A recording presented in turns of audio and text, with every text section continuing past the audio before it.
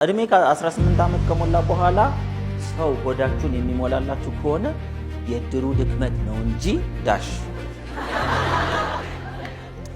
በእውነት እኔ አንዳንድ ጊዜ ይገርመኛል። ኢትዮጵያ ውስጥ እጅግ በጣም የሚገርም መዋደድ የሚመስል መዘነጋጋት አለ።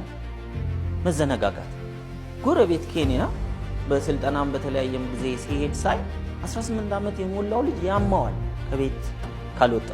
ቤተሰብም 18 ዓመት ሲደርስ ያሟሙቃሉ ሊወጣ ነው ስለዚህ ምን እናርግ አይነት ነገር ማለት ነው።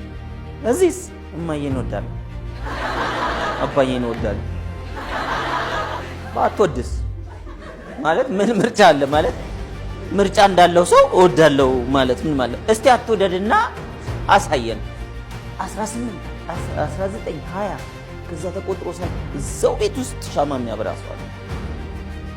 ሊትራሊ ቆም በአንድ ቤት ውስጥ ብሏል ለታውራ ዶሮ ይኖራል አይደል? ቀንድ ካወጣን በኋላ በቤተሰብ ውስጥ እኮ ሊትራሊ ሸክም ነን።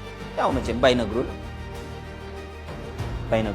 ፍቅሩ አለ ግን ራሳችን መቻል አለ። ስለዚህ ሱራ እንዳለ የመጀመሪያው ግብ ምንድነው? ራሴን መቻል